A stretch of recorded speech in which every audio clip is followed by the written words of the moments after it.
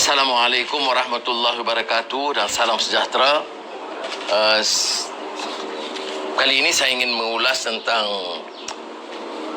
laporan yang menyatakan pasaran saham kita di Bursa Saham Kuala Lumpur adalah di antara yang tercorot paling rendah di dunia. Ini melambangkan keyakinan pelaburan dalam dan luar sangat rendah. Oleh yang demikian, kita dapat lihat prestasi ekonomi juga terkait. Saya setuju bahawa pasaran saham bukan semata-mata petanda mengukur kekuatan ekonomi. Kekuatan ekonomi melihat pada bursa saham, melihat juga tahap pelaburan. Dari sudut pelaburan asing telah kita sentuh sebelum ini bahawa di kalangan negara ASEAN hanya Filipina yang mencatat kenaikan, yang lain tu merosot.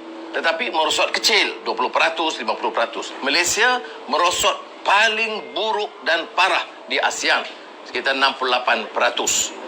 Tetapi kenyataan Menteri Kewangan masih, kita yakin ekonomi kita masih dapat dipacu dan 60.5 hingga 70%. Ini saya fikir kenyataan yang tidak munasabah, tidak jejak kepada kenyataan dan di bumi nyata, dan mesti di awang-awangan dan di kayangan. Baik. Perkara keyakinan ekonomi ini juga bersangkutan dengan keyakinan terhadap pentadbiran pemerintahan negara. Apakah semuanya salah COVID-19? Saya nak sebut, semua negara ASEAN malah di dunia juga mengalami masalah yang sama, iaitu membendung masalah COVID-19 yang menyentuh soal kesihatan awam dan juga pertumbuhan ekonomi. Kita akui. Tapi mengapa Malaysia mencatat keadaan yang paling buruk, paling parah? Kerana tidak ada keyakinan, kerana pengurusannya lemah, kerana menteri-menteri mungkin sibuk dengan mengatur pingat baru yang diperbolehi, ataupun ada yang masalah-masalah lain yang dibangkitkan dengan masalah kontrak yang tanpa tender, dan ini nampak jadi rebutan sekarang. Saya fikir wajar pimpinan kerajaan sekarang mengambil tanggungjawab yang lebih, melihat kepada kenyataan-kenyataan baru tentang merosotnya pelaburan dan tercorotnya bursa saham. Saya mengucapkan syukur Alhamdulillah kerana Menteri Hamzah Zainuddin, Menteri Kementerian Dalam Negeri, telah sihat dan hari ini mula bertugas. Dan saya juga turut mendoakan bagi semua pesakit-pesakit, sama ada COVID-19 yang lain, dapat diberikan kesihatan dan al-afiyah. Cuma kenyataan awal beliau itu agak pelik. Dia kata saya dan beberapa orang lain akan disiasat kerana menghasut dan menghasut rakyat dan mendesak Yang di-Pertuan Agong. Pak Menteri, baca kenyataan kita dan surat kita kepada Kebawah Duli Yang Maha Mulia Paduka Baginda Yang di-Pertuan Agong. Apa yang kita sebut? Merayu, memohon, ihsan dan kebijaksanaan. Tak faham bahasa ke? Memohon, merayu itu meminta ihsan, kebijaksanaan, tuanku, menimbang. Apakah itu bunyi desakan? Apakah rakyat biasa? Jangan fikir ke saya sebagai ketua pembangkang. Rakyat, tukang cuci,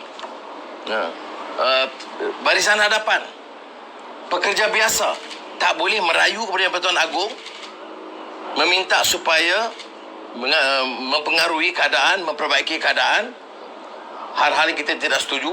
Apakah tanggungjawab rakyat mesti sokong semua tindakan kerajaan? Yang kita bantah itu keputusan Perdana Menteri dan Jemaah Menteri. Itu pertama. Yang kedua, harus diingat bahawa yang bersetuju itu 114 orang tetap dan mungkin sampai 115. Maknanya majoriti ahli parlimen yang membuktikan Perikatan Nasional hilang majoriti. Sebab itu parlimen digantung. Sebab kalau diadakan parlimen yang menentang atau minta dikaji semula darurat dan terutamanya penggantungan parlimen itu. Itu isu ya yang berkaitan, iaitu penggantungan parlimen itu majoriti. Ya. Jadi sepatutnya menteri teliti hal ini. Tak payah ugut kita. Ya. Ugut undang-undang apa?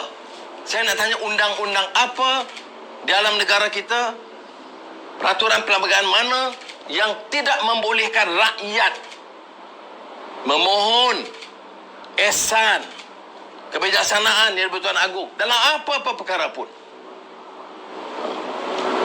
Dan untuk sekadar mengugut satu atau dua tiga orang itu juga tidak mensabah.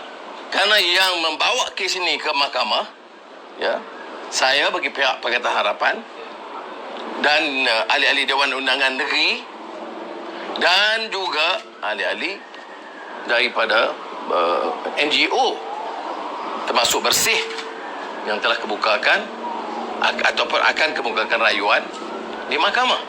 Apakah mengemukakan fail petition di mahkamah itu juga dianggap menyalahi undang-undang? Jadi saya harap pimpinan negara ini jangan guna ugutan. Kamu sudah kalah dalam pertarungan politik, sudah hilang majoriti. Hadapi kenyataan ini dalam suasana demokratik dan jangan guna ugutan. Ini saja yang mampu saya jawab, dan saya akan tentu bagi kerjasama kepada semua pihak termasuk pihak polis kalau difikirkan ada alasan perundangan, bukan ikut arahan menteri. Ini kenyataannya menteri mengeluarkan kenyataan seolah-olah mengarah. Saya harap polis dapat menjalankan tugas mereka secara profesional dan kita akan memberikan kerjasama yang sebaiknya. Terima kasih.